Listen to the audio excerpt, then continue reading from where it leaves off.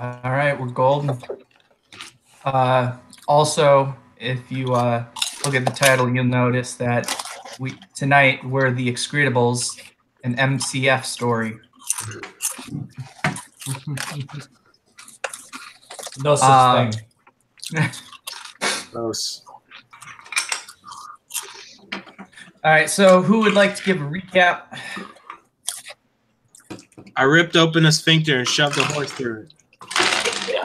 You That's the did that. Sphincters and more sphincters. Mic drop. Just yeah. You want to recap? Go look at the link below. I don't know. Just put a link to the last episode. So what I have is we got stuck inside the creature. We were fighting Slimers, stinging, burning in the eyes, stinging, and burning of the eyes and throat. There was a growing itch that deepened in the skin. We started coughing and wheezing, tearing up, just kind of very acrid environment. And the slimes are kind of illuminating the place. And there were debris and bodies around, but it was like digested. There was a face that was Fenris's face, and it wasn't really intelligible. It was in a lot of pain.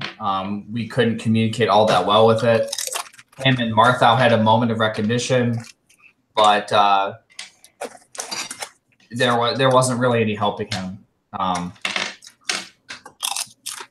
So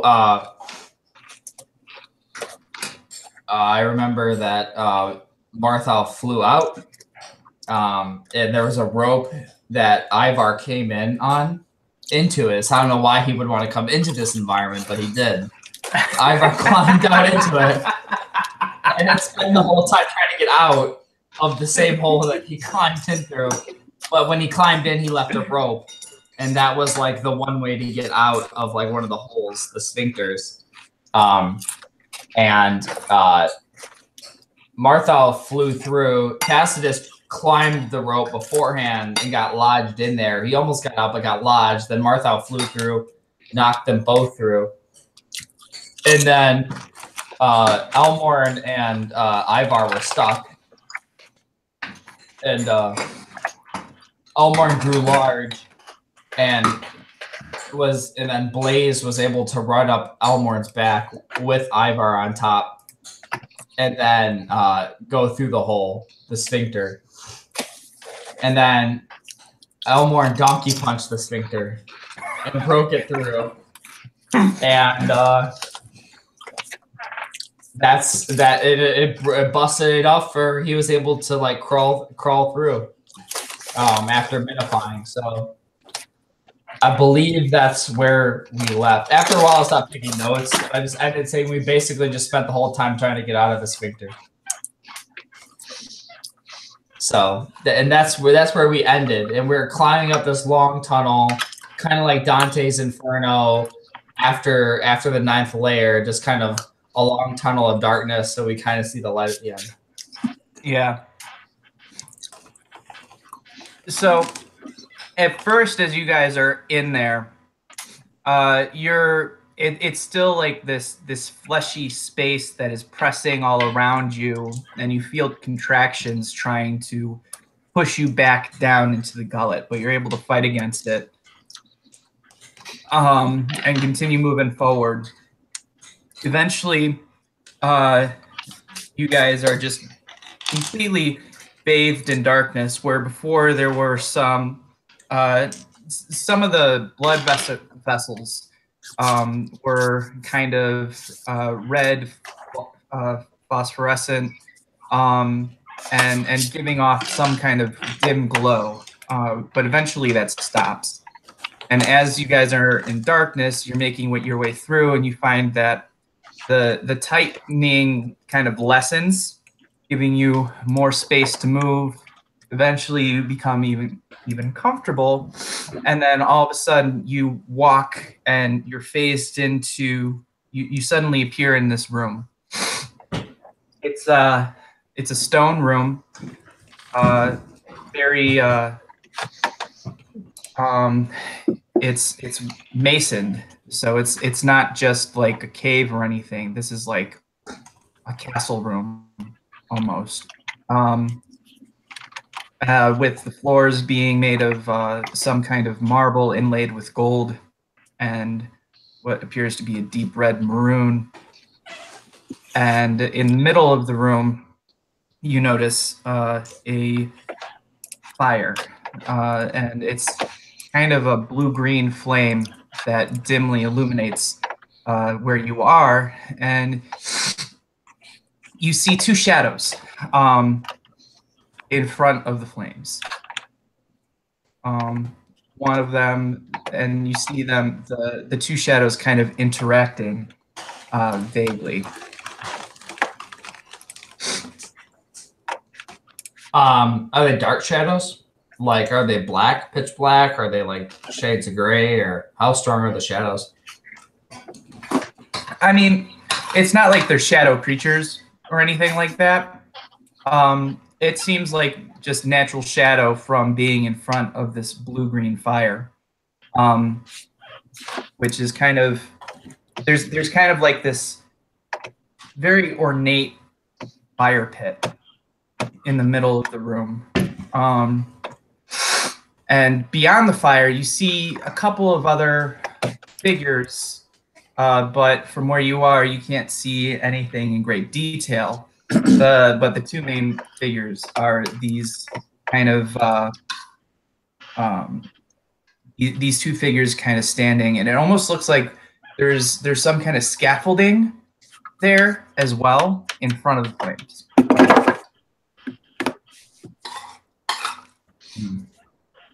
Are there any other adornments or kind of markings like around the room that would kind of signify maybe what this room is? I mean, there's one door. It's a iron reinforced oak door that but which is slightly ajar. It's beyond, it's on the wall beyond the figures. So we can't see the figures, only the shadows?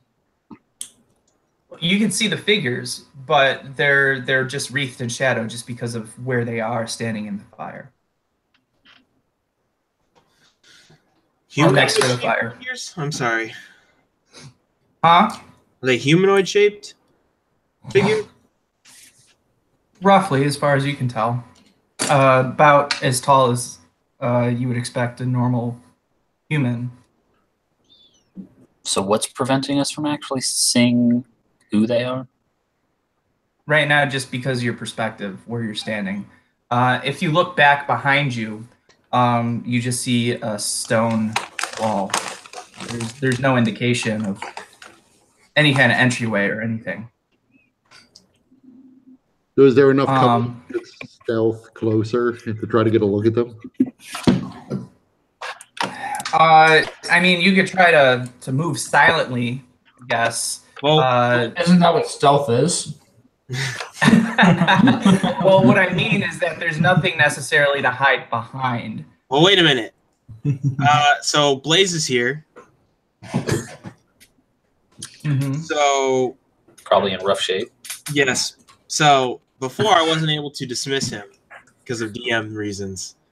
Right. So as far as I can tell, we're not in the sphincter anymore. So I try and dismiss him. What happens? He's dismissed, Okay. and you can describe what that looks like. No, And does it make a sound? it's like a quiet shimmering. So I look at Kind Blaze. of like the Wayne's World. I look at Blaze, and I'm like, internally, because we have telepathic communication. I'm like, I'm sorry you had to go through this thing. You had to go through shit, literally. I'm so sorry. And Blaze whinnies in response, but I know it as, fuck you, motherfucker. When he's allowed? Or No, that's all telepathic. It's all telepathic. Yeah. Anyway, so then I extend a hand towards him, and I close my eyes, and I'm like, "Dismiss, soldier," and he just shimmers away into the air. He bites your hand first. Takes a shit. And still angry as he enters Mallet Space, he kicks Petrie out.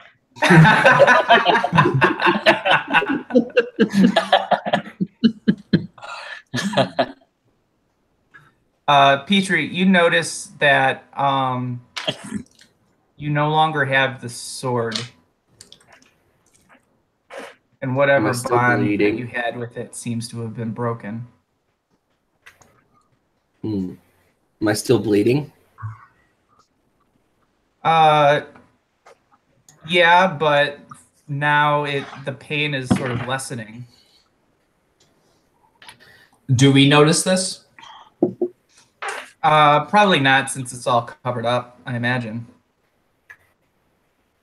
I must have forgotten it was and Petrie, you don't actually see anything from your wounds, any change. You just notice that they hurt a little bit less.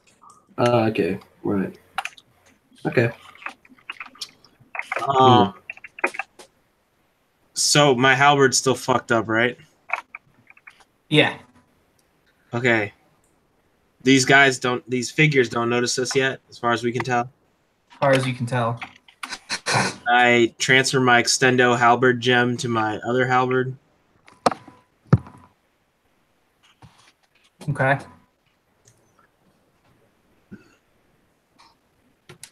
Can I do that? Yeah. Does it work?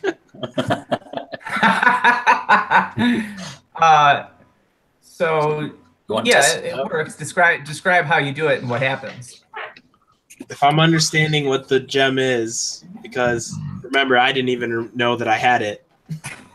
I take the shaft of my fucked up silver halberd, which is no longer silver; it's just shit now. I'll kind of like yank it off the end of the shaft. Grab my and then I grab my necrotic enchanted halberd and I smack it on the end of that. What happens? You tell me. It's like screwing in a light bulb.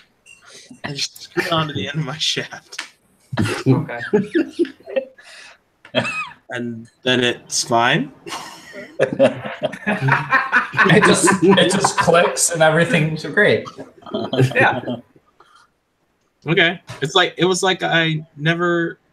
like installing it on the first one. Yeah. So you can sense the magic flowing from the gem into the halberd. All right. Great. Hold on one second, guys. I just realized I'm not hardwired, and so we may have connection issues. So I'm going to do that real quick. Martha's gonna sit down, and then he just motions to everybody to kind of like sit down. This is a signifying for a short rest. Yeah, we should probably do that. Short rest right on the other side of this fireplace. Yeah, before we're seen by anybody. Isn't a short rest like an hour? Yeah, something like that. So we're just gonna sit here for an hour. We're gonna sit here and rest our eyes for an hour. We're gonna power nap. Contemplate life choices.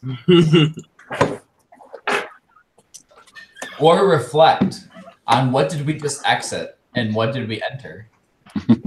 Are we out of the frying pan into the fire?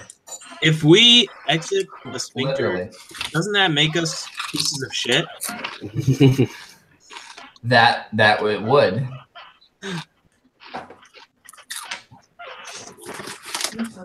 However, Martha prefers not to see himself that way. Well, now that Martha's face is disfigured. He probably prefers not to see himself at all. Is it still disfigured? Because I'm not talking like Stallone anymore. It's true. No, but I thought you had your throat thing. That was me. Yeah, isn't that what we were talking about? No, we're talking about Martha. Oh, yeah, Martha, you're fine right now. As far as you know. So Martha motioned to the group to sit down, which was in like kind of this to signify that we're going to do a short rest. just sit where we're at and just kind of relax for an hour. An hour. That's what I said. I was like, isn't a short rest like an hour? Yeah. Short rest is an hour. Either that or we could keep going and wait. So are you gonna let us sit for an hour? Yeah, with these random people in here that don't. Yeah, that. Sure. Well, they haven't seen us yet, right? Or have they seen us? As far as you know, they haven't seen you. How far away are they? Are they talking? No, they're not talking. But you guys can do a perception check to see if you can hear anything.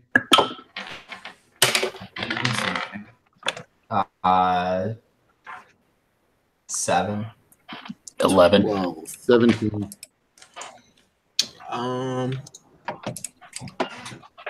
Absolute dog shit.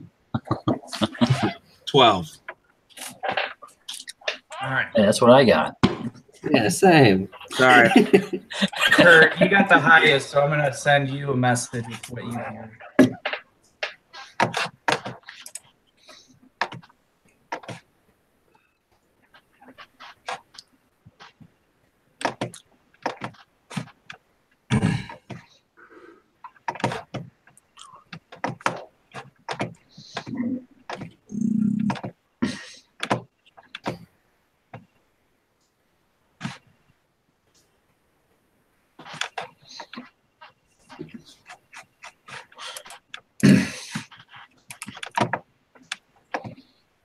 How's the new place, Petrie? Oh, pretty good, man. Yeah, it's pretty a little better than my old place at least, but it's in a bit of a worse neighborhood. Like I'm a block away from department housing. What was it? Government housing, which means there's a bunch of drug dealers and stuff there. Oh, yeah. Dude, that means easy access to drugs. You're set. Exactly. Kurt or Ivar, give me.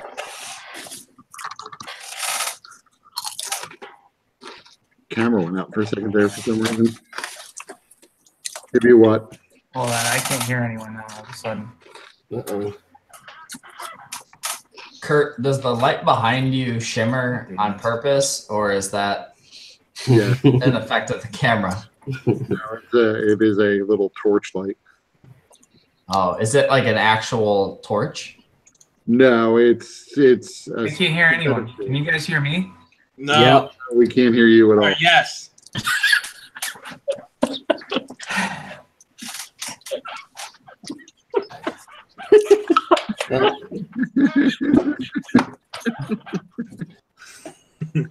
Can you hear me? No.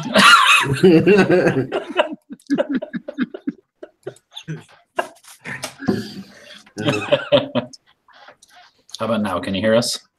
Yes. Ivar, give me an intelligence check. Or rather, investigation. Well, it's a natural 20. So 29. Okay.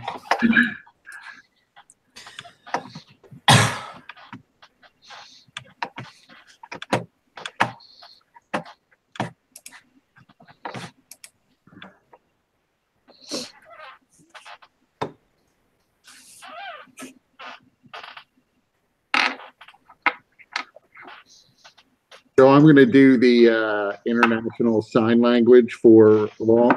Resting right now is a bad idea. What does that look like? Probably like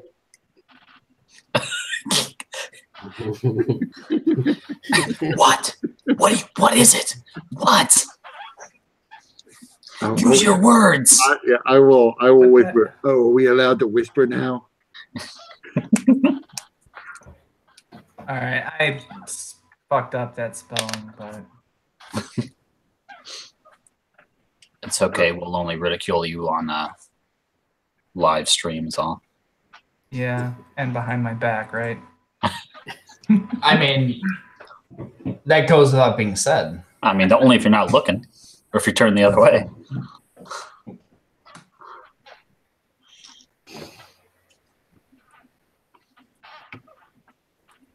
So one of those two guys up there is your Chicklet, and I think he's doing something to the other guy who's like tied up to the scaffold. Isn't he our benefactor now, though?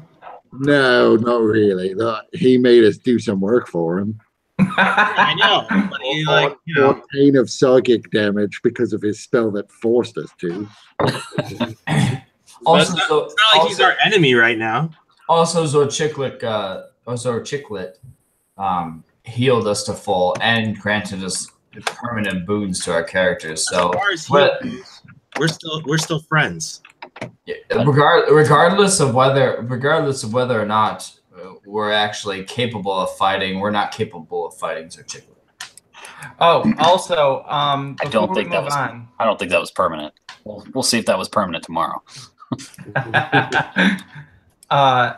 Before you guys move on, what do your characters look like? What is the battle damage that your character sustained while in the acrid environment of that giant stomach?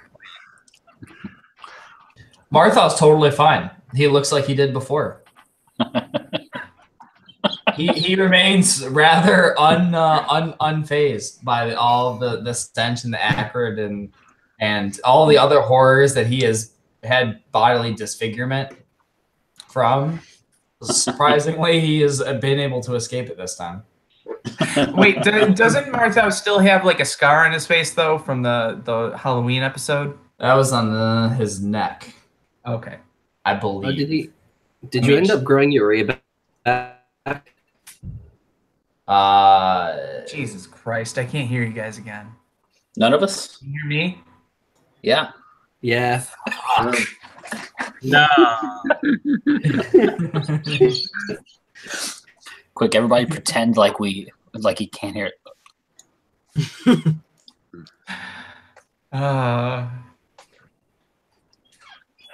Yeah, I can hear your chair squeaking. Damn this chair. I know he's gonna give me away.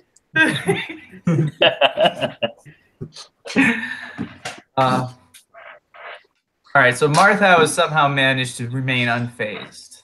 I wasn't in there as long as everybody else. I only got hit a couple times. I'm not even down that much. I don't really need a short rest. Let's go.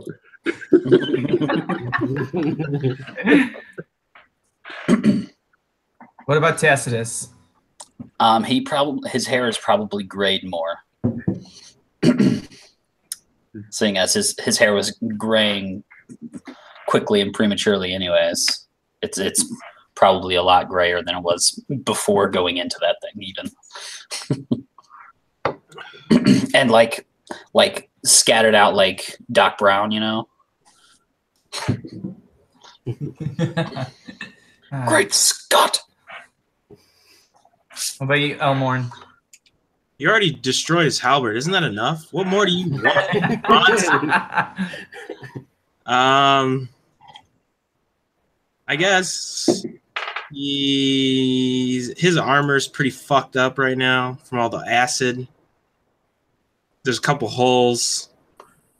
Maybe some just parts of the armor, the plate armor that are thinner than they should have been. Just kind of pocked with some acid marks. Yeah. But other than that, he's still beautiful. Of course. What about Petrie?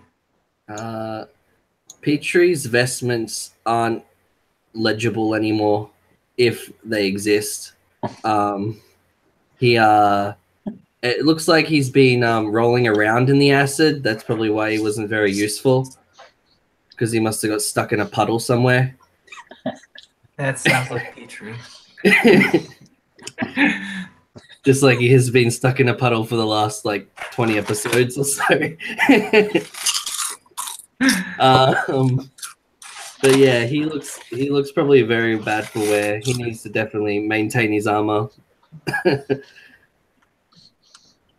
All right. So carry on. Ivar has said that this is Zorchiklik. You're muted. yourself. Kurt. So I'm whispering this. Okay, your good buddy and my potential enemy, Zorchiklik, it seems to be doing something to the guy he has chained to the scaffolding. There's no other way out of here. As far as you can see, just that door, unless you have some kind of plane shift abilities. Well, Do I chained feel up. Do I feel like I still have all the use of all of my spells simultaneously right now? No. In fact, you guys all feel incredibly exhausted. Mechanically, you don't have any levels of exhaustion, but in terms of role playing wise, you all feel like you're probably level 3 or even 4 exhaustion from the intensity of the battle and what you guys went through in that stomach demiplane. Except Ivar. Ivar's still pretty okay. That's why Martha's sitting down right now. Ivar had to run a really long distance to get the portal. This place is slightly winded. Well, I can only get me and one other person very loudly through that door. Once. So we may have to just talk to this son of a bitch.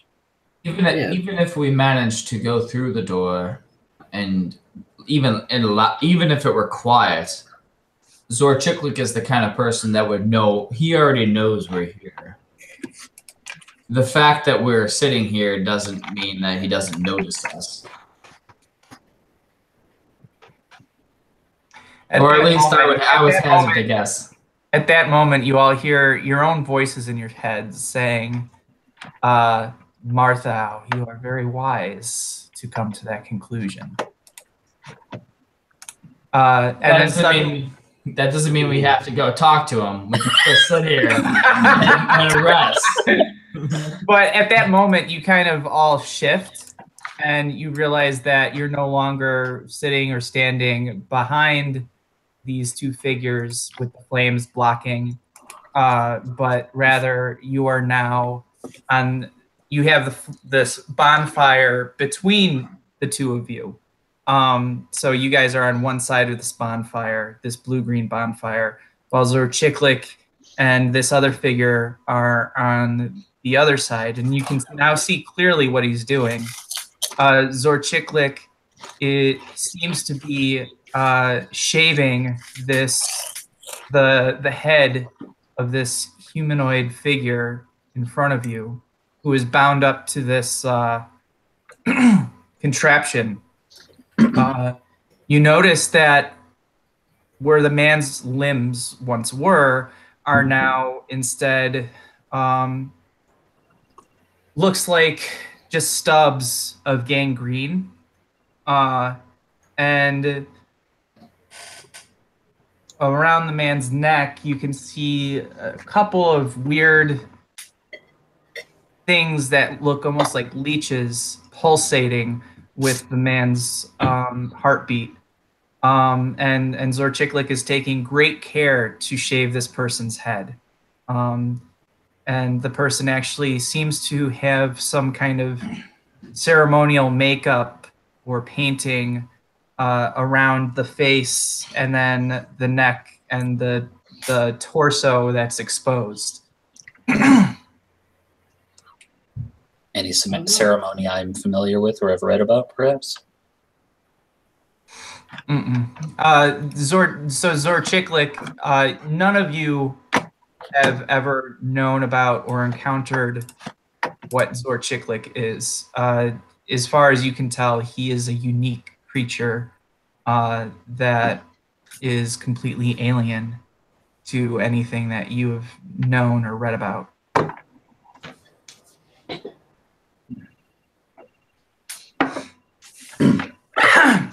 Not a fan of that.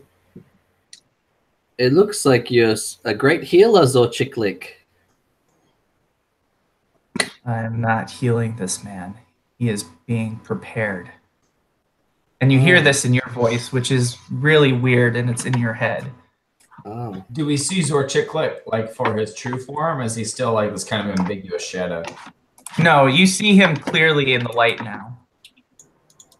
So like the only thing that obscured him before was the fact that he was on the other side of the fire. So tentacles and all. Yes. So Zorchiklik says, I am glad that you defeated that creature that was so problematic and that you survived in that strange realm. Did we defeat him? I recall getting sucked up into him, and that then we went through some ordeals inside of him.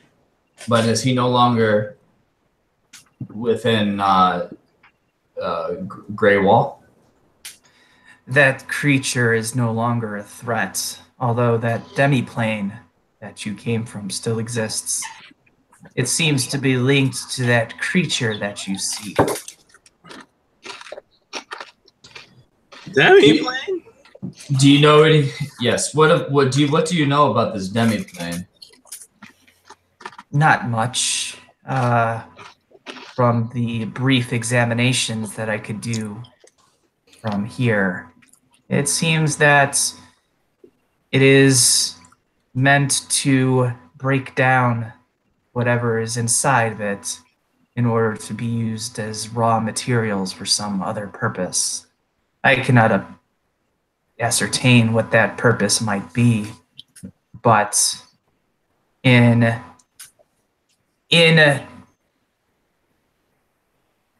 he's searching the word that he wants to use, enrolling you as my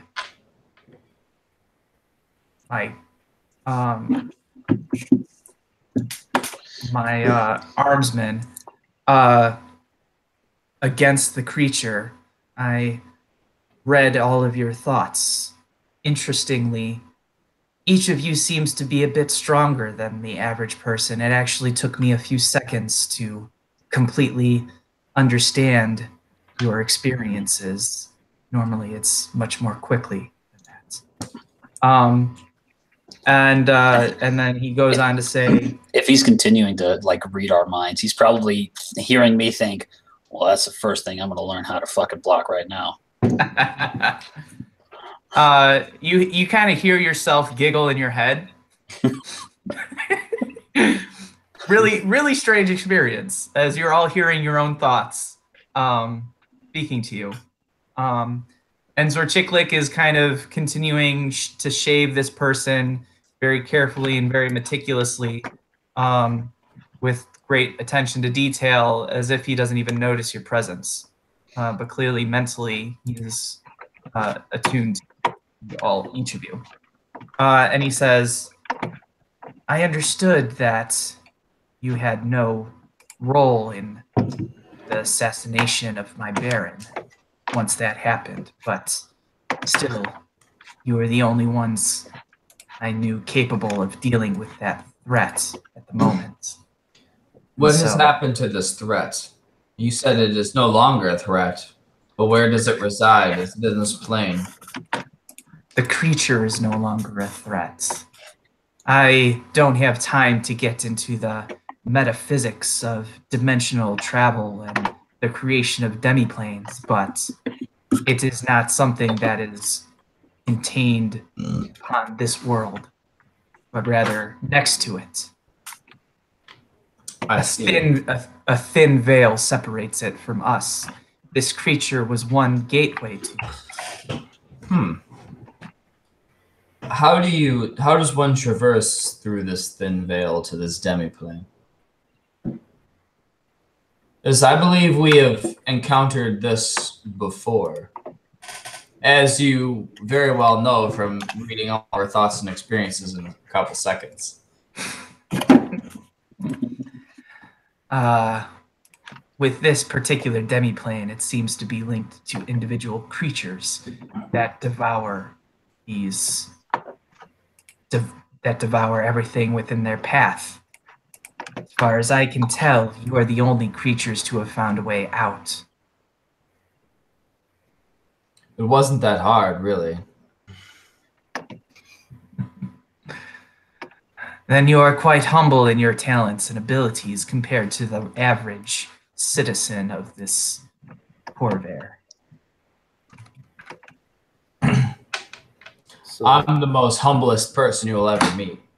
I don't know if I've told you that before, but it is the truth.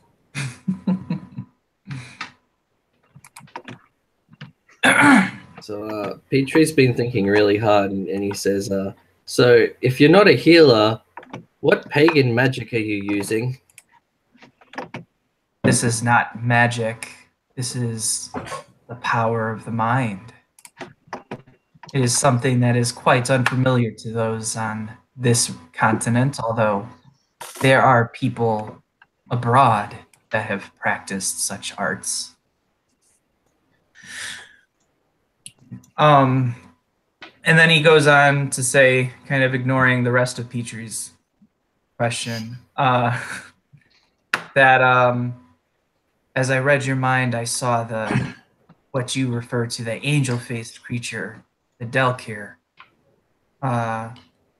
and it poses quite a threat to my realm. I'd rather not have it visit its horrors upon Greywall, as this is my home.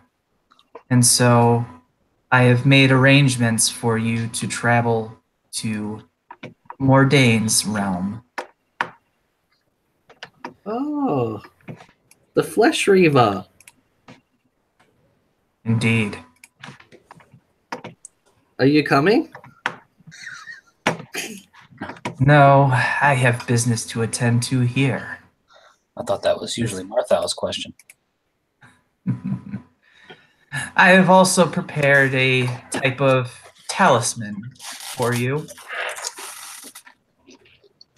It will allow you to transport yourself between what you call the Handsome Mansion and wherever it is you teleport from. It will allow you to do this once per day, being recharged by the dawn light. Yay, Charles. What if we go to see Morday and the dawn light doesn't rise where he is? Then the talisman will be of little use to you. Oh, but thanks. Mordain is still the person that you seek. I know of him. We've had conversations. He is unlike others. He tends to understand me. At any rate, I have made preparations for you to travel to him. Right now. Actually, you're already there.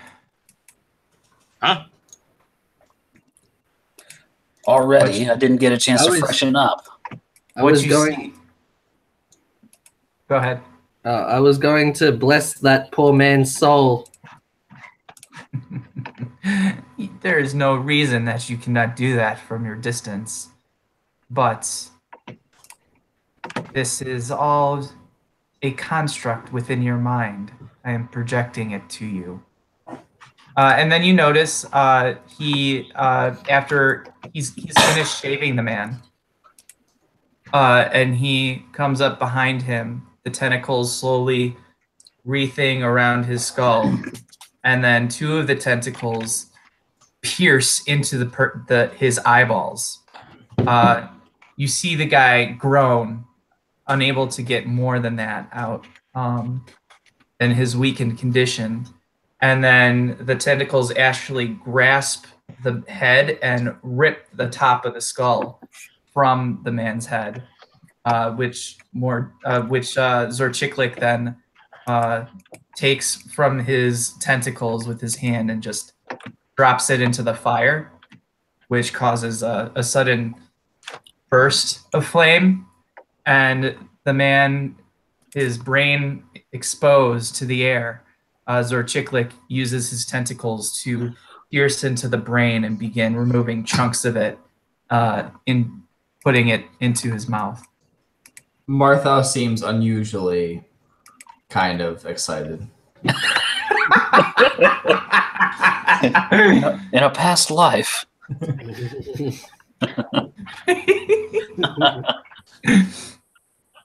Yeah, just kind of like if you looked over, you'd see him kind of like. And then if you guys kind of turn, you notice that there are several other individuals kind of hung up in similar ways, but each one seems to be in a different state of their limbs kind of decaying, with like the stumps kind of going bigger until you have the last one whose arms are completely bound and seem to be healthy, but more of these leeches are kind of on him, attached and pulsing against his skin. Who are these people? It is of no consequence to you, but know that they are prisoners of my home, and this is their punishment as well as my sustenance. And you can hear the slurping. They're not lepers, are they? That is an interesting word to use. I suppose in a certain sense they are lepers, as they are the dregs of society. Nobody misses these creatures. Tacitus's mind is repulsed. As is Elmord's. It wouldn't be able to help but think, can't wait to come back here and kill this son of a bitch.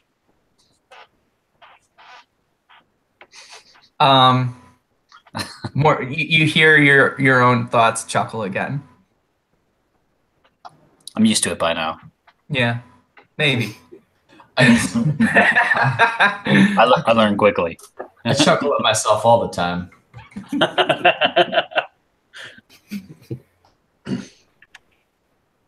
Now, so Zorchiklik says, "You have been pardoned of any crime that you were thought to have committed here in Greywall. Although, please try to stay away. I don't know if you'll necessarily be welcome here. Is there anything else that you require before you seek out the Flesh Weaver?"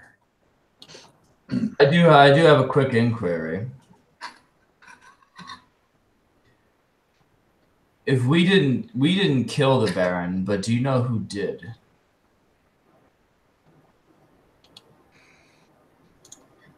No. I have searched your memories, and I know that you did see him, although he is unfamiliar to me. I see. There is nothing insignia or anything about their clothing that kind of tipped you off? No, nothing that is known to me, but I have my investigators seeking out the information. Does that bother you that it is unknown to you that somebody could assassinate one of your barons and have it be completely out of your realm? Grey Wall is a dangerous place, as is the whole of Drome. I work for the Daughters of Sorakel. There are few more dangerous than them, despite the fact that they may have escaped my gaze. It is unlikely that they have escaped the gaze of I think it's Sorakata, which is a name that you guys are not familiar with. Are these sisters like you? No. There is no one like me here. Here, but there are more like you. They exist, although they are of no consequence to this realm at the moment.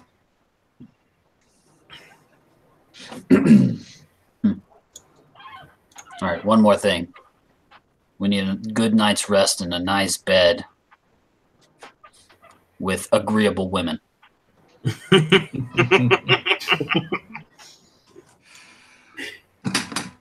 While I could certainly implant such sensations and memories within your mind, I have already taxed your bodies beyond what they are capable of doing. Any further adjustments to your metabolism or what I had done previously would be fatal to creatures such as yourselves. I'm not talking about your mental bullshit. I'm looking for the real deal. As I said, this is a projection into your minds. You are not here right now. Figure You it the are fuck outside. out. You are currently outside of Mordane's realm. I believe that those among you call it the Forest of Flesh. Oh, sounds super inviting. I don't suppose it's a forest of brothels. You may find a kind of brothel, but I doubt it's what. There's only one kind of brothel. What the hell are we talking about now? Never mind. Just go away. Just go away. We'll go. We'll hopefully not die. Let's do this.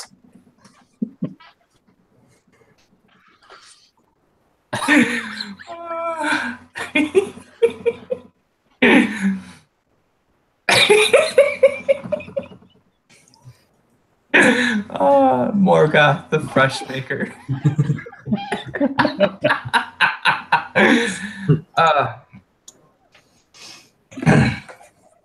Does anyone else have any questions? Require anything else before I end this? If we need to reach you again, how can we reach you? You won't be able to. I will reach out to you if it is necessary, although I do not think that should be the case. Okay. Fair enough.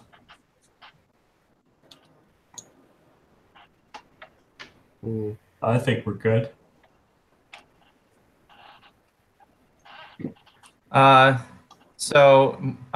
Zorchiklik says, "Be well and destroy this threat before it reaches Grey Wall." And then suddenly, you guys are the vision around you dematerializes, and you all wake up on your backs, on pretty hot, scorching sand. The dry air of the arid desert kind of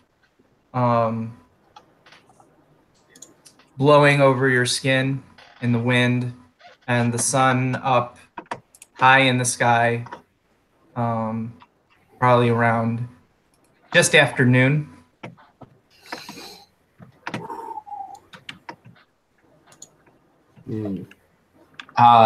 Temperature wise, is this like Are we like sweating? Is this like it's desert like heat?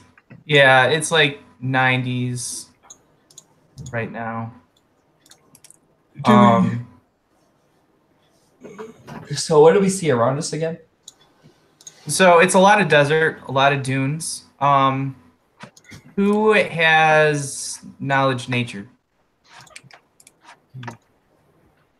Nope. Nope.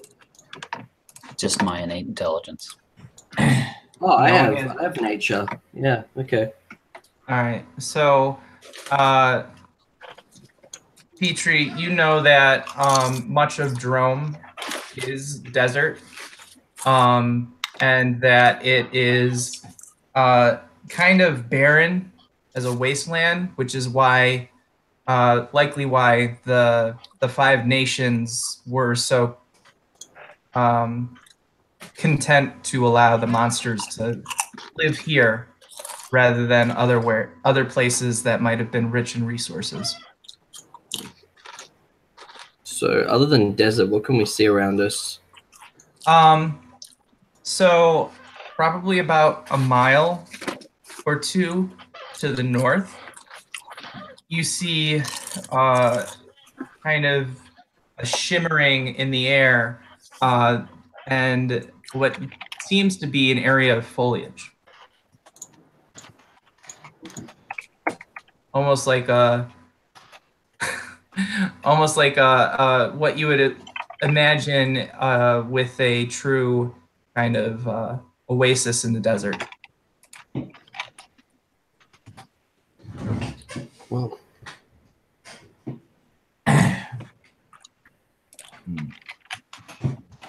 if we're just I think outside, we're gonna head that way, right? yeah, just outside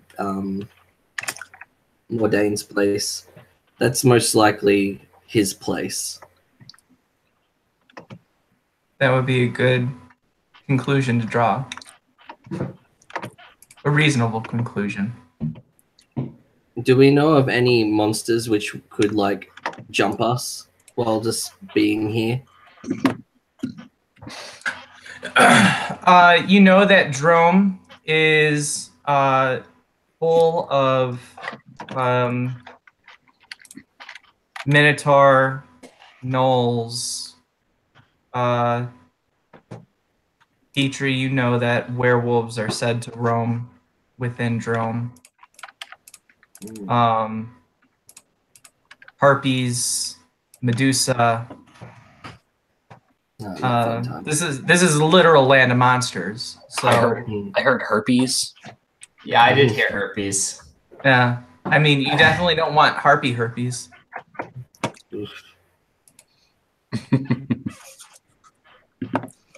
So I mean, there's lots of dangerous creatures that could come out of the woodwork. Dune worms. But Yeah, there's no chance we can sit here for an hour. Sorry. well, if you had anything to like make some kind of shelter from the sun, that might be not unreasonable.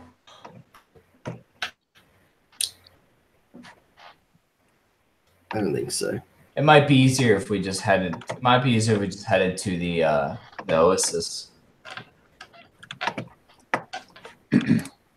I mean, we can see it.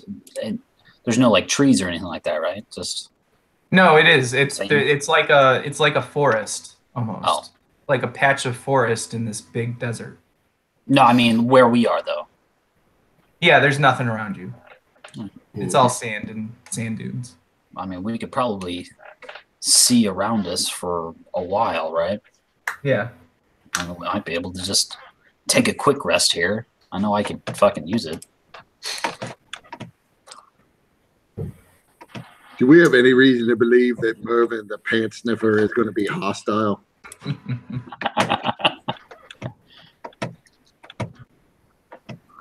Are you asking that to your compatriots? Yes. I don't think so.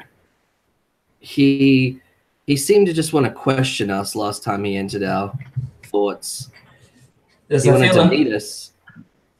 I feel like he'd be more of a interest to talk on his part rather than feeling threatened or feeling a need to squash our existence. Who? Guy we're going to find. Moonflower, the fax sender. Right. Have I ever? Wait, have we met him before? I'm confused. Other than his interest in torturing things, he reminds me very much of Colma. So I don't remember how many of you had it, but there was a dream that Mordain basically set you on this path to come and find him. Yep. Oh. Yeah, I was there. That's where you got his name in the first place. Okay. Also, we're coming here for a dream. I didn't know that much. Because next level, I can put things in your dreams too. Ooh. What Tacitus is One saying can only is, hope. first of all, Tacitus, you've already put things in my dreams. Second, what he's saying is he quit his job to come here for this dream.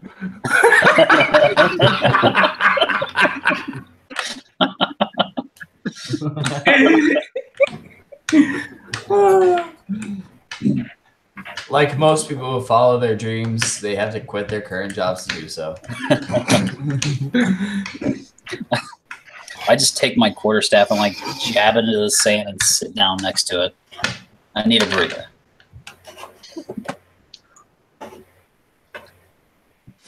All right. Do you guys have anything to kind of protect yourselves from the heat of the scorching sun?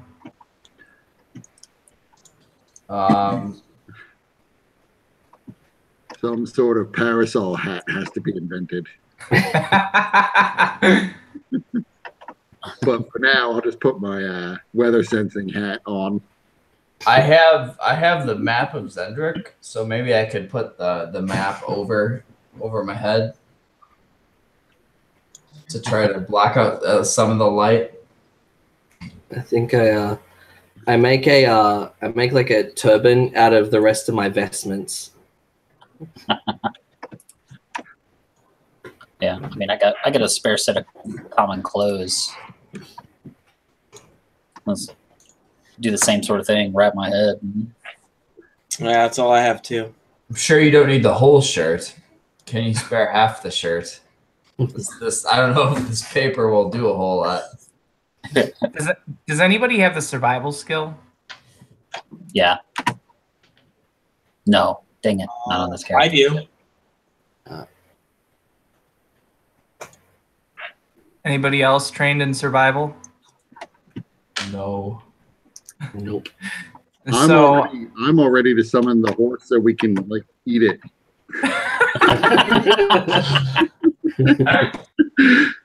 He wouldn't taste very good. As soon as he dies, he disappears. So we just cut pieces off like that troll. Right.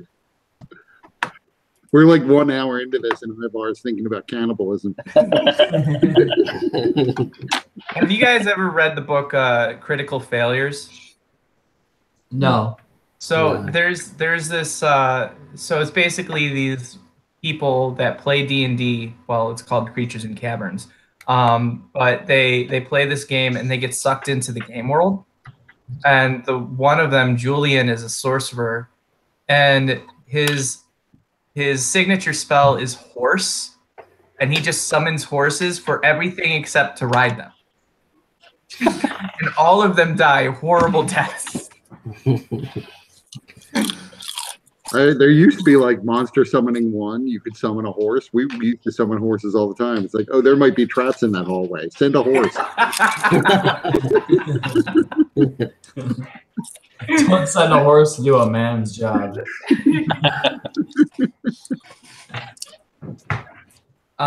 So Elmorn, if you want to, you're assumed to have a basic understanding of survival skills that you could set up something basic, but if you want to try and do something a little bit more elaborate for everybody, you can go ahead and give me a roll. All right. Ooh. Yeah. I use one of my 4 action points. Hey, nat 20. All right. So action point plus a nat 20 means you can do what you want. So I take. go ahead and describe the resources that you have available and everybody else has available, and you make a very comfortable little thing. All right. So I take my. I had a cloak on that was covering up my armor. That's been pretty fucked up by the acid now. It's got a bunch of holes in it, but it's still plenty of cloth. And then I have my spare set of extra clothes. Tacitus has his spare set of clothes. Whoever else has clothes, I demand it from them. I take the haft left over from my destroyed halberd.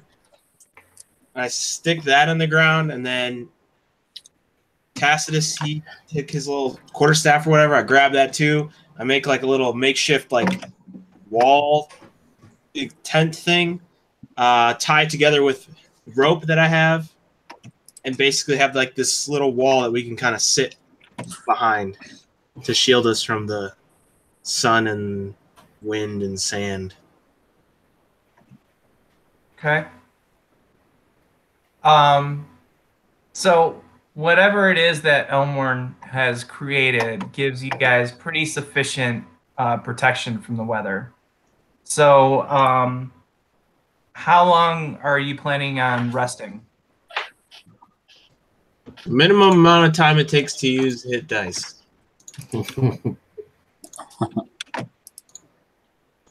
I used half my hit dice last game with an action point. And I'm still low.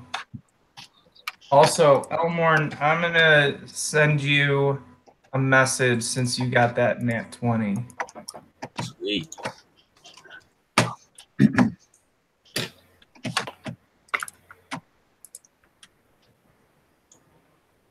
Ooh.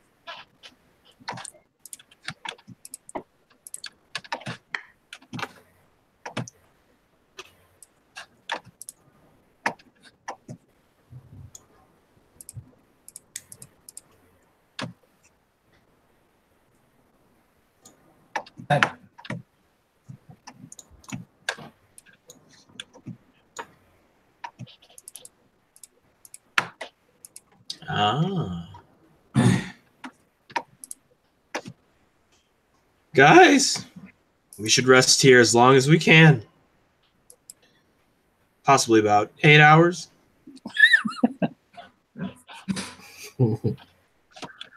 That way we can travel by night. It'll be cooler. We won't have to worry about the heat. Martha's little complexion will be fine.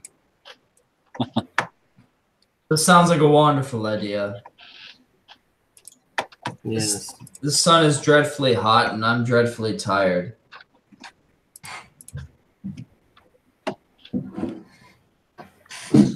Sure. There are lichens at nighttime, so it's a good idea. Desert lichens. I just look up and don't worry about it. No full moon tonight.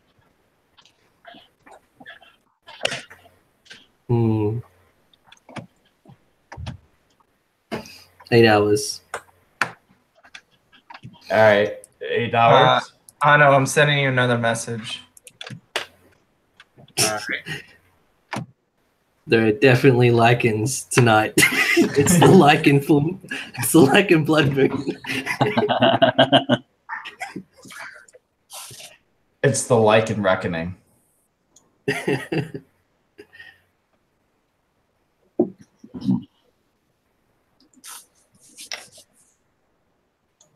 So how are we on water?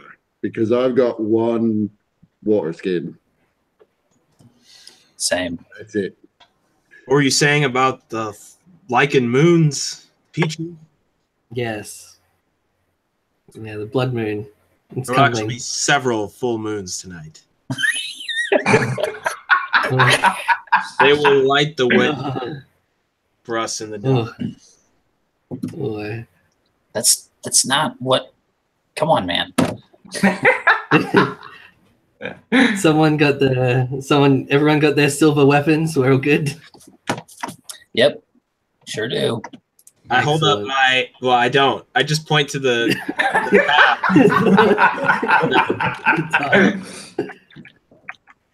holding up this makeshift shelter. Oh.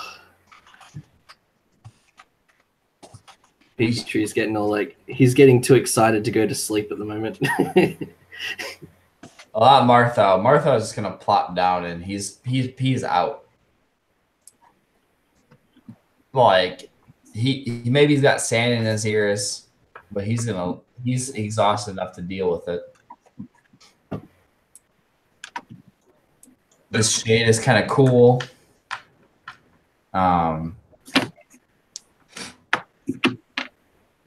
He's got his companions for warmth and love, so he's in a good spot right now.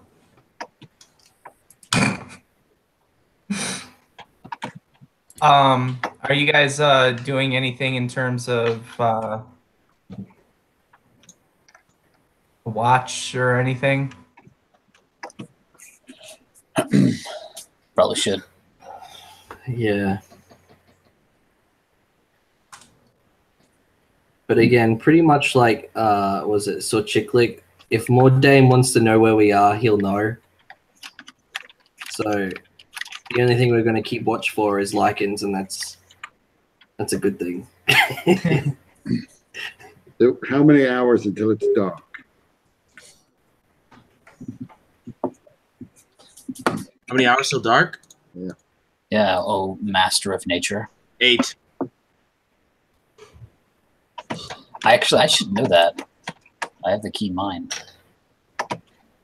Then yeah, you do it. And also, since Ivar, you're wearing your weather sensing doohickey, you know that the weather is going to remain constant for the next few weeks.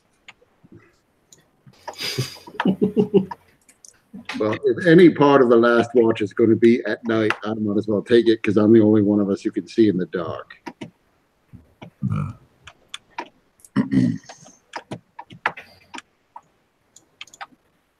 I'll be sure to prepare a method for seeing in the dark for all of us. Also, Petrie, you're just having a flash of memory. Oh. I'm thinking 3 weeks of lichen inquisitioning. That sounds like fun.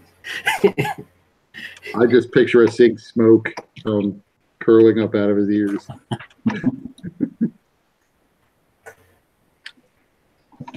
All right, sent.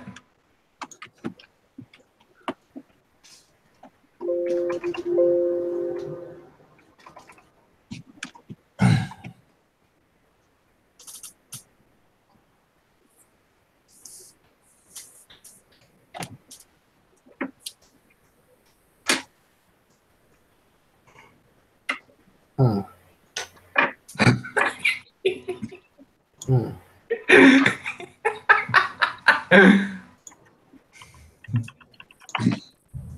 All right, we have to deal with this Mordain flesh thingy. as quick as we can because there's something more important in this area. He's definitely not. It's definitely not Lycans related. What are you talking about? There's a Lycan.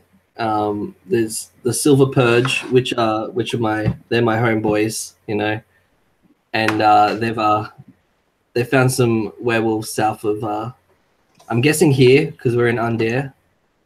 So yeah, that's where we have to go. South. You're not in Ondair. Oh, we're not? No, you're in Drome. Oh shit. Well, we got lots of important things to do, so you know. How far? Oh, I guess I'm sleeping. But if I were awake, I would ask how far Ondair is. You have the map. I have a map of Zendrick. I thought you had a map of Corvair. My notes say Zendrick. Unless I wrote it down wrong. No, that would be interesting. Useless, but interesting.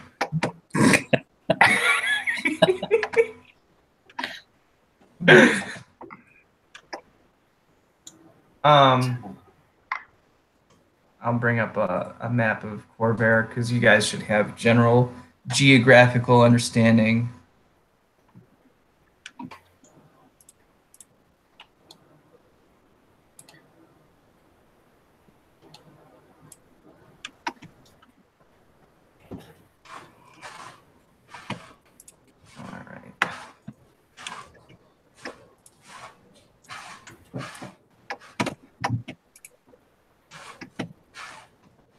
There.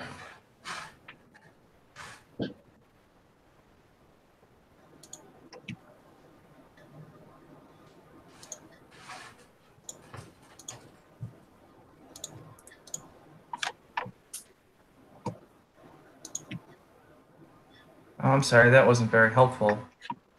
I mean, the map expands. You can see where Ondair is. It expands for you? It doesn't expand for me. Yeah, it's not expanding for me. Yeah, it just says, oops, it's no longer available. Maybe I'm using it then because I just clicked on the map and it opened up into a bigger version, and then I clicked on it again and it expanded a second time. Yeah, I could do that. So if I hit edit to edit this page, then I can look at the map. Here, let's try this one.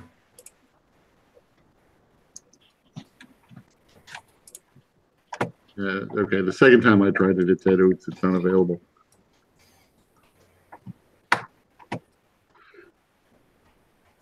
Oops, it's not available.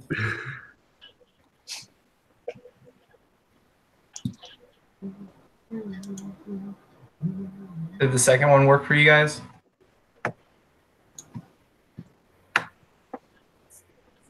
I get a whole thing. Yeah, I got it's like 8. Oh, Eberron map. This might be the big one. Yeah, this is the one. All right, Kirk got it. Yeah, I got it. All right, so you guys are in Drome, which is between Breland, Shadow Marches, with the Elbane Reaches to the north. If I can remember correctly, Mordain had a bit of a messed up house. Maybe what the Silver Purges were talking about was Mordain's hideout.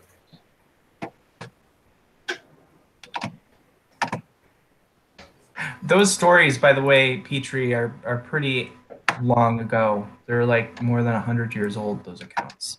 Because the Silver Purge was a while ago. I'm guessing Mordain's probably that old.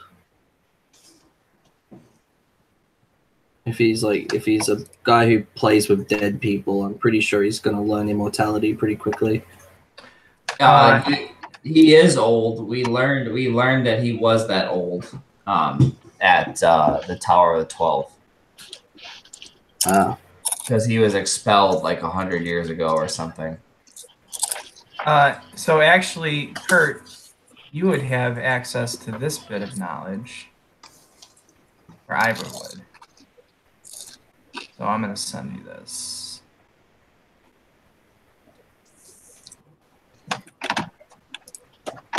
And I think you'll understand why when you see who it's from.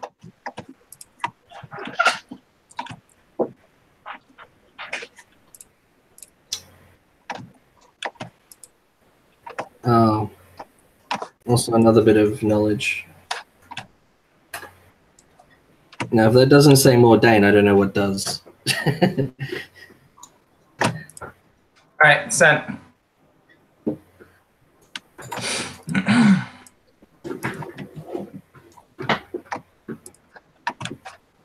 Why wouldn't you like say that rather than typing it out? Oh, do you want me to read it? No, but like say it like Petrie would say it. I just thought this would have been like a simpler way to explain it, even though Petrie is quite simple. Hang on, let me try and work this. I just realized that Petrie's like first thought was to go to Ondir, which is definitely not the right place to go. So I sort of just relayed this information, so I don't think everyone has to go to Ondir, or that I have to go to Ondir. Hey guys, I just remembered we have to go to Ondir.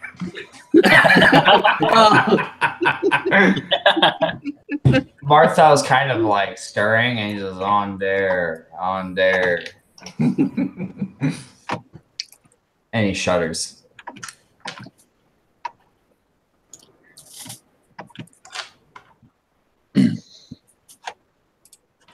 Bloody.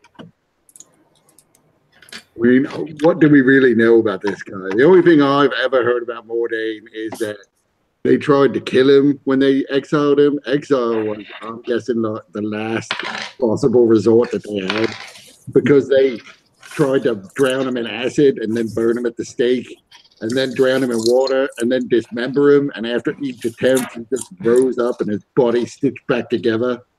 And then he was petrified and sent to Dreadhold, but he escaped, went to some island prison, and then I don't even know how he wound up here. But apparently no one can kill him. So why are we seeking him out again? We're not going to kill him. It might be useful. Clearly not. You find that you have some knowledge about the Dalkir and lichens. But Martha kind of stirs, because he hasn't been able to sleep because everybody's too pensive.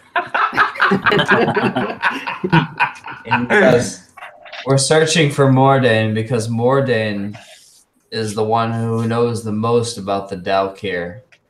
In terms of who's alive on this plane.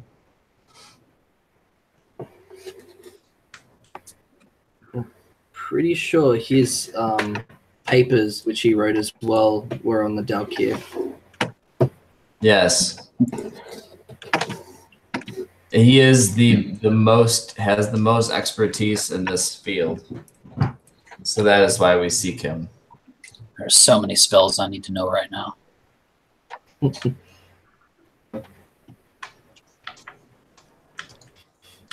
Plus, did we actually kill what we thought to be Arno's last character? I forgot his name. Fenris. Fenris, thank you. No, it didn't. And that was actually the creature that we were fighting. Not this past session. We were inside Fenris. Yeah, that's no homo. Um, Wow, I haven't heard that one for a minute. We were inside Fenris last session, but the session before we were fighting Fenris from the outside. Inside his sphincter. Are you saying that? Well, and then when we left, rather Elmorn like pounded his brain in. Yeah. Were we Fenris's As any good children friend for a should. second?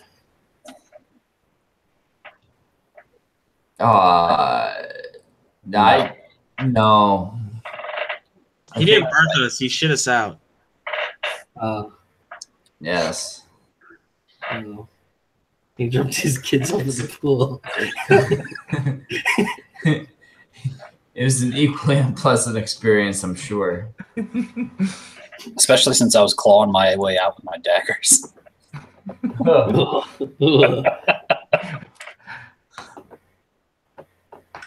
And Elmorn literally ripped his sphincter open wide enough to let a horse through. You can really tell I cared about my former character.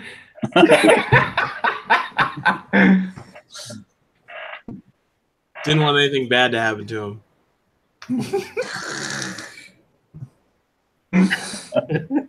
So I kicked him in the face on the way out.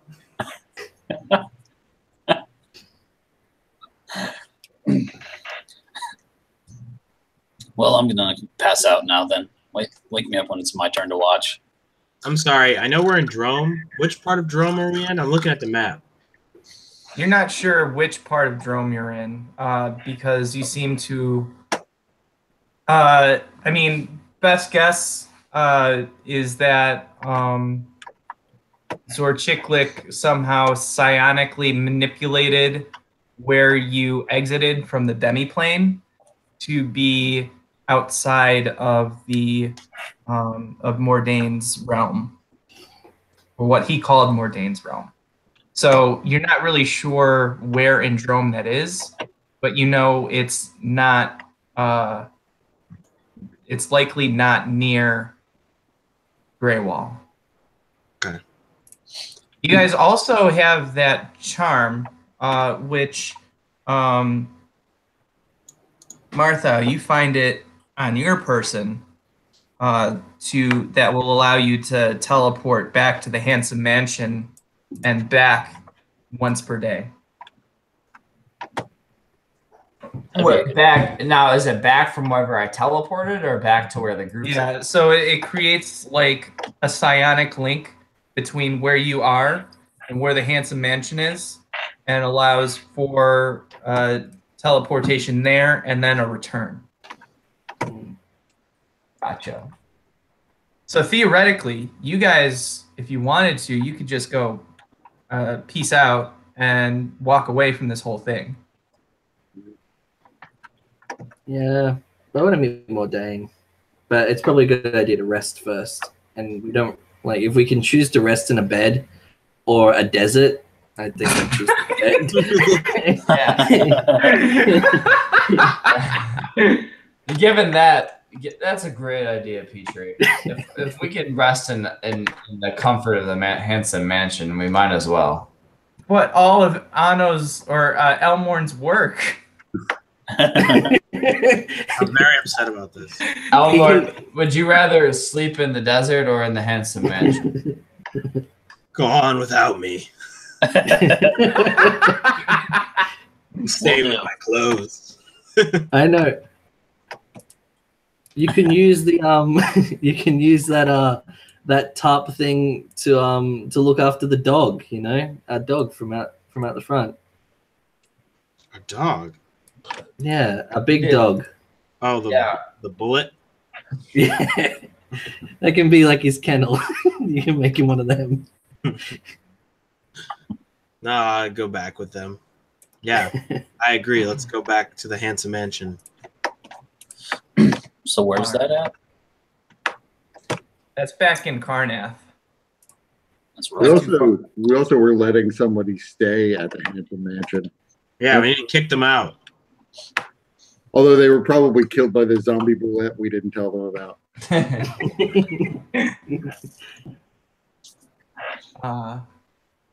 So I will bring up maps of Handsome Mansion. I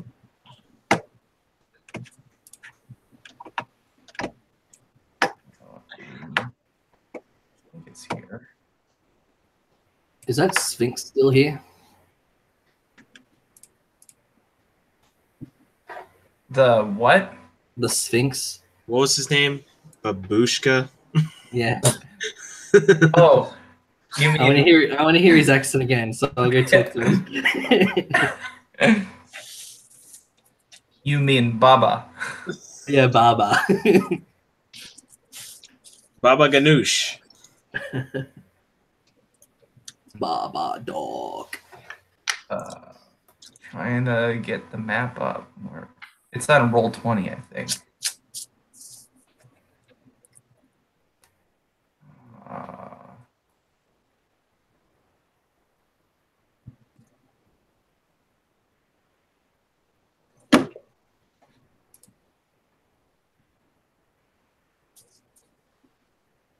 Oh, you know what? No. It's didn't I send you guys the maps?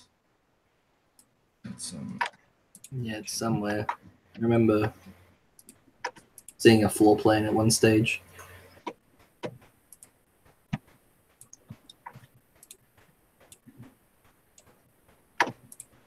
Alright. Well, anyways, you guys go back to the Handsome Mansion. You're right at the door.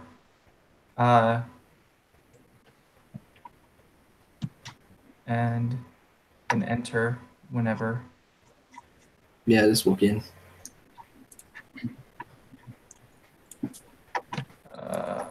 Is Charles here? I'm gonna forward the email to you guys with all the guys.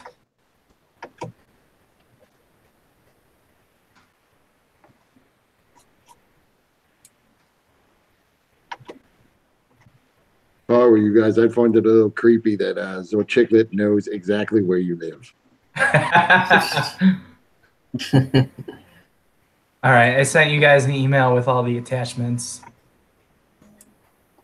of the layout of the Handsome Mansion.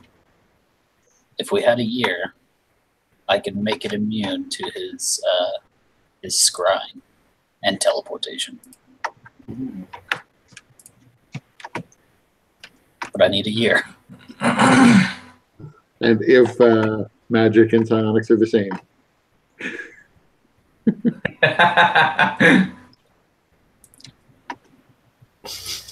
I love the bullet out the front.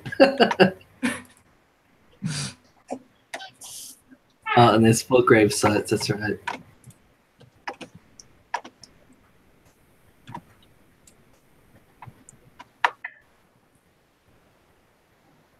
Very cool. So yeah, as you guys enter, you are greeted by Charles.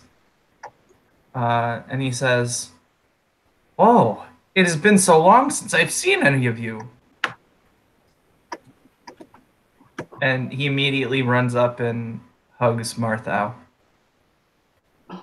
with great care and tenderness. No, homo.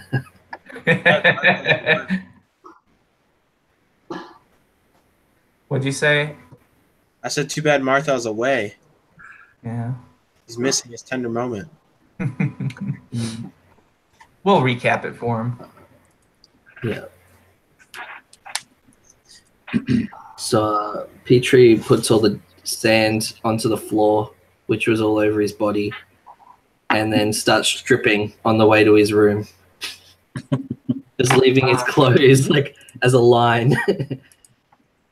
Charles, the ever vigilant manservant, immediately cleans up the sand and places your clothes in a washing device that he has scraped together with the help of Baba.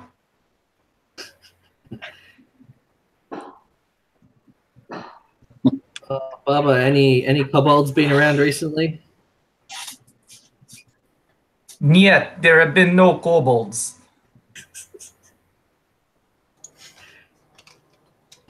Very good. Just keep going. What a strange question that you would ask. Why would there be kobolds? They don't like you. No, kobolds are dead.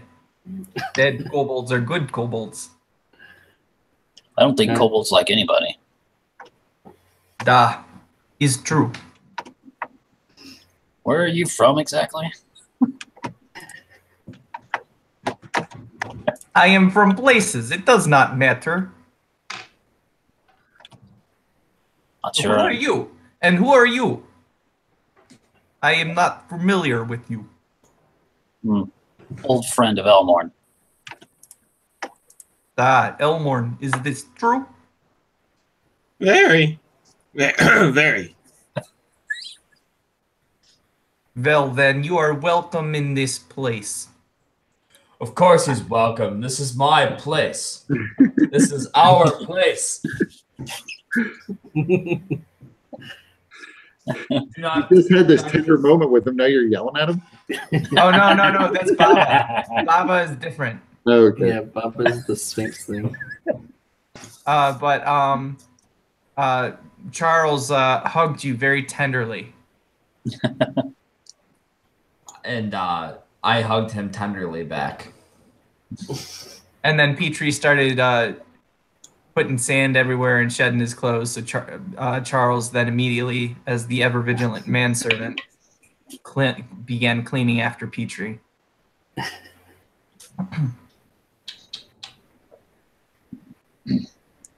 I hope there's a room. There are many rooms. I just go and crash on one of the couches.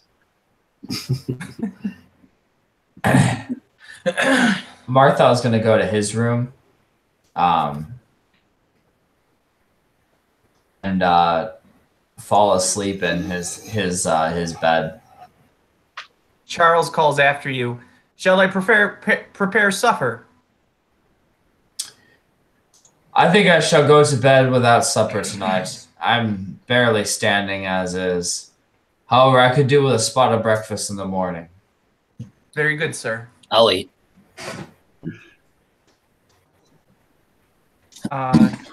So in the kitchen, Charles is currently preparing some venison with mashed potatoes and beets. Hey, what time is it here? Is there time zone? Yeah, it's a little bit earlier so it's like noonish. So it's about lunchtime. So Charles was already preparing food, and he always, being the diligent manservant, prepares a bit more just in case anybody shows back up.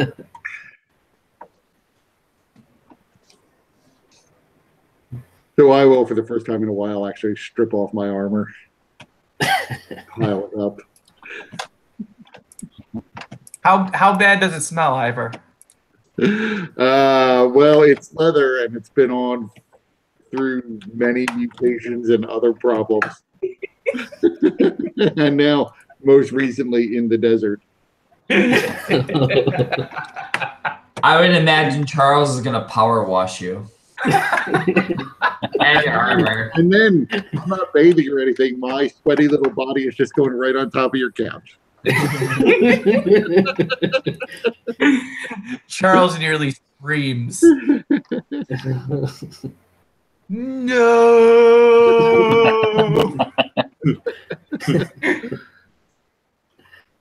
It's like bullet time. Charles trying to dive.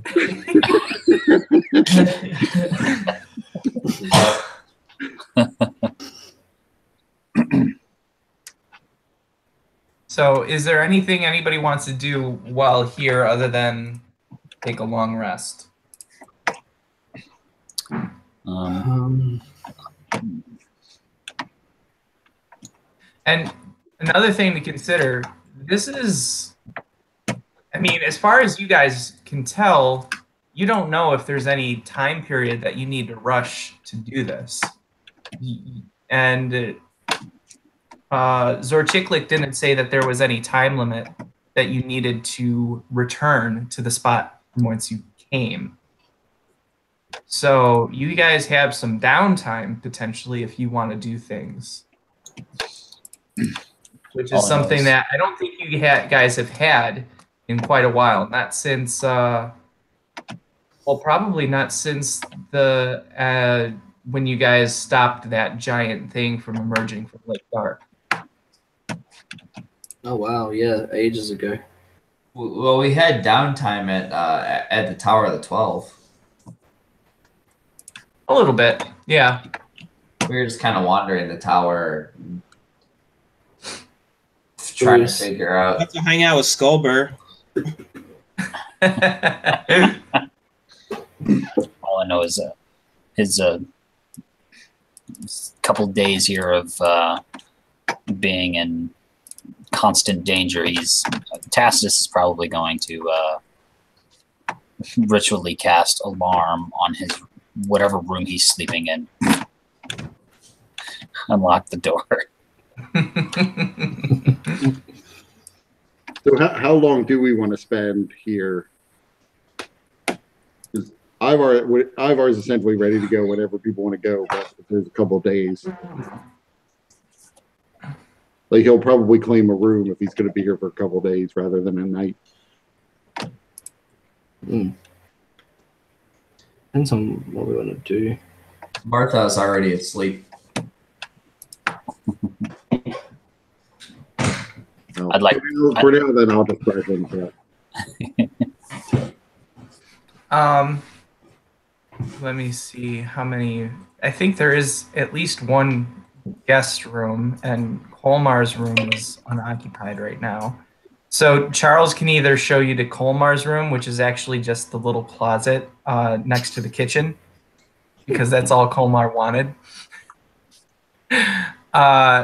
Or you could utilize the guest room. And then there's also a shed out back, which you could drag a bed into, although that's Colmar's workstation, which may not be the most pleasant of places to rest. Yeah, I hope you don't like things staring at you while you're sleeping. Or a bullet trying to sleep on your chest. I mean, I'll share Colmar's room because Colmar and I are such buddies, and it's basically gnome size anyway.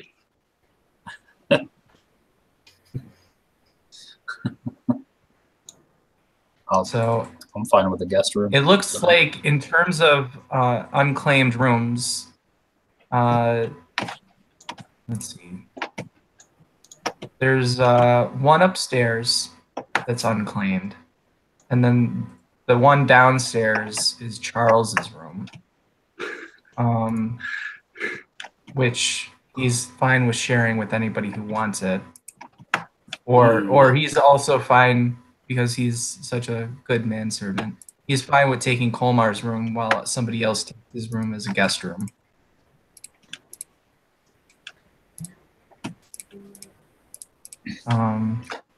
There should also be a basement, if I remember correctly.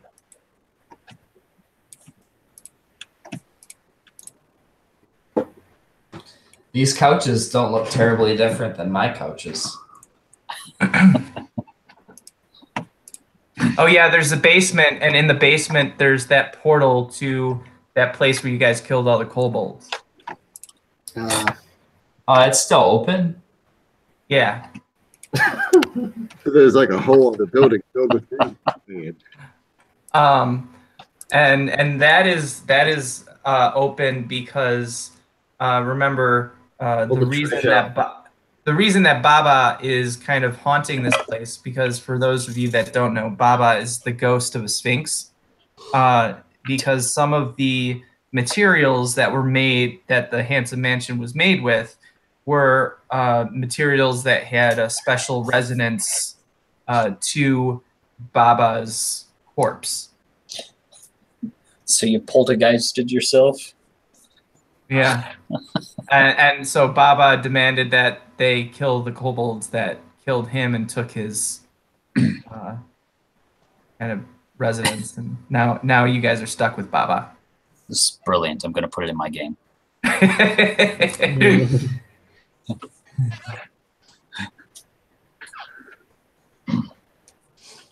Thankfully, Baba is quite agreeable. So yeah, Petrie's gonna go for his long rest, but he's thinking that he's gonna look through Colmer's stuff, see if there's anything which he can gift to Mordain to maybe get him on side with us. But Petrie wouldn't have a clue. Everything Colmar has is covered in grease or some kind of mold, which he may be actually trying to cultivate.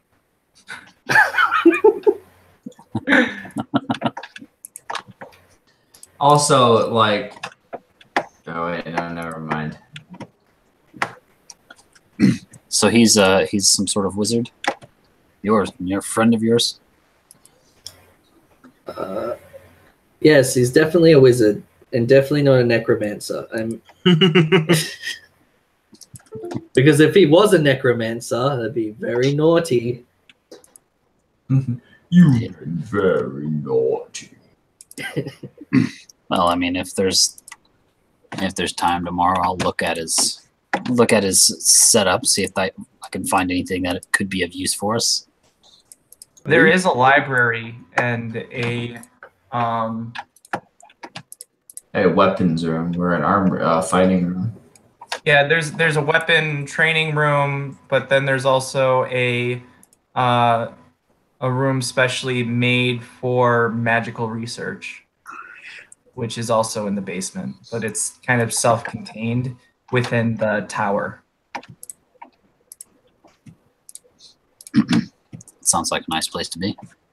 And then also in the basement where there's that serpent, that is the area that hides the trap door, which comes out at the barn.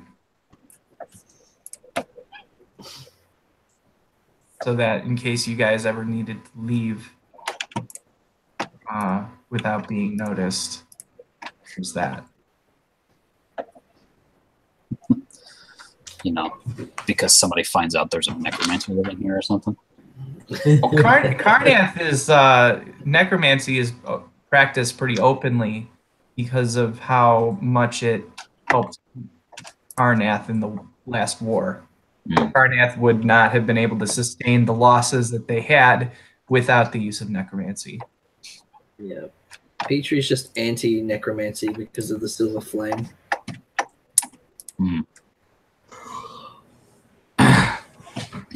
Not a huge fan of it myself, probably.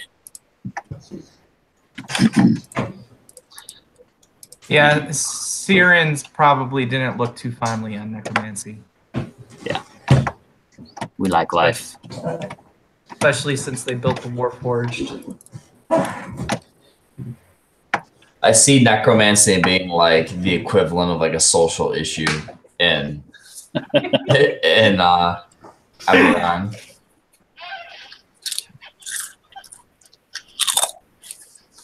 I am pro necromancy, and I will pass pro necromancy laws.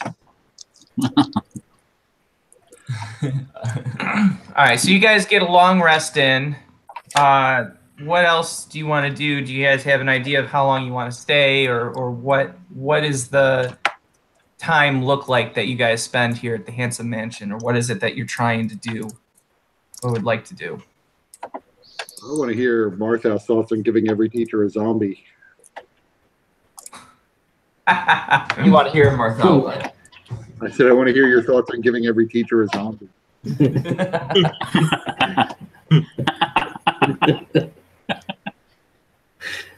Well, I mean, for the first night, for the first 8 hours, I'm sleeping on the couch, waiting to hear if people want to stay longer.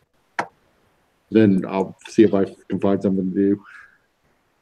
So Martha kind of comes down from his room and he kind of stretches. He yawns. He's like, "Oh man, I feel great." Ugh. You guys gotta try that bet out. Who? And then I look over at Ivar and I see him on the couch. And it's like, oh, you're missing out. If you shower, you can sleep in the bed. Or bathe.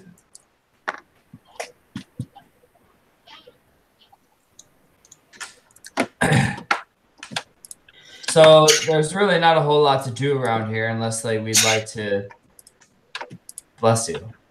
Thanks. Visit folks we've spoke to a while back. I mean, you could always take the Elatrix back out to Ironside. Right. Like if we wanted to go back to Ironside and visit some of the others, but we don't necessarily have any reason to go to Ironside other than nostalgia. Quick question. Do we know how much money I would have had? So I don't think I have like anything in here. Except for the starter 10 gold.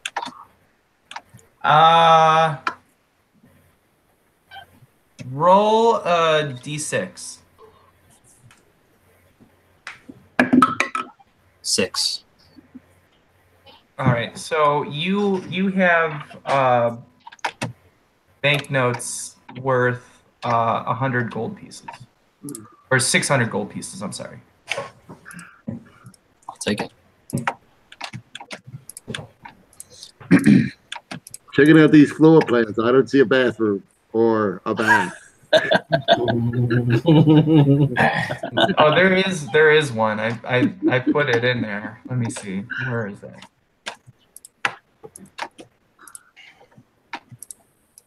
I was very intentional about that.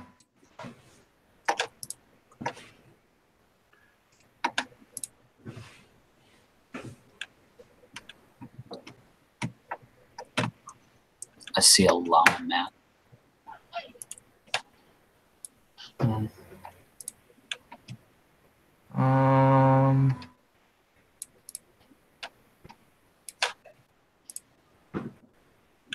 Was that an oversight on my part? Did I forget to put a bathroom in here? Yeah, I don't see one. It looks like Charles has a trunk in his room. I can fill that up with Oh, water. no. It's in the basement. It's in the basement. There's the latrine in the bottom right-hand side. And if you guys remember, there's some dragon-marked items that are continuously refreshing the air with with scented candle type things, and also a minor earth elemental that churns the waste away. And then in the bathtub, there is a type of what are those called? Those things that just continuously pour water.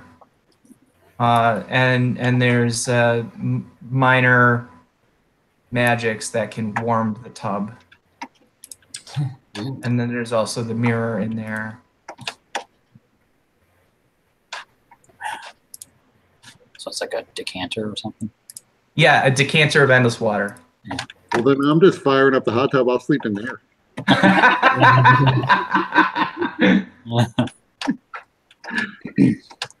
Actually, I do like the notion of filling up Charles's trunk with water and bathing in it. Okay, here, I found the description. In the basement, there is a self-cleaning latrine using a special dragon shard item with a bound earth elemental to dispose of the waste, as well as a rod imbued with a permanent prestidigitation effect to eliminate smell, and a bath using an endless decanter, and another ring around the bath imbued with a permanent prestidigitation to adjust the water temperature. The earth elemental, that's sole job is to clean your waste, must be pissed. That's why it's bound in a dragon shard. It can't do shit. That's the only thing it can do is shit. Man, if somebody really wanted to fuck with us, they would just come in and break that whatever it is. That elemental out, yeah. It'd be like the Golgothan. Hey guys, I'm passing out. I think I'm gonna drop. Okay. You guys actually, keep going, but no, actually, I think that that's a good place to end. But I'd like everybody to send me an email with what they want to do for their downtime and how long it lasts, and then that way we can start up right into the action next week. So how long does it take to get to Ironside and back? Like 2 hours by the Elatrix. It's still a good. It's like a good enough distance where because of just where the plot of land was, because Charles had to fight for it. Remember? yeah, we got it on the cheap. But yeah, it also offers a benefit because it's kind of away from all of the action that had been happening at Ironside and Lake Dark. Could I use up most of my little alchemical things? It'd be good to replenish those. I'm sorry, what? I used up most of my alchemical devices, so it'd be good to replenish those. Yeah, you could do that, and you can also probably make a couple of them using the workshop. And so if you wanted to do some minor tweaks or designs, if you had the gold, you could probably do that as well. Okay. All right, guys. All right. I'll talk to you later. See you later. All right, take it easy, everyone. See you guys. Bye.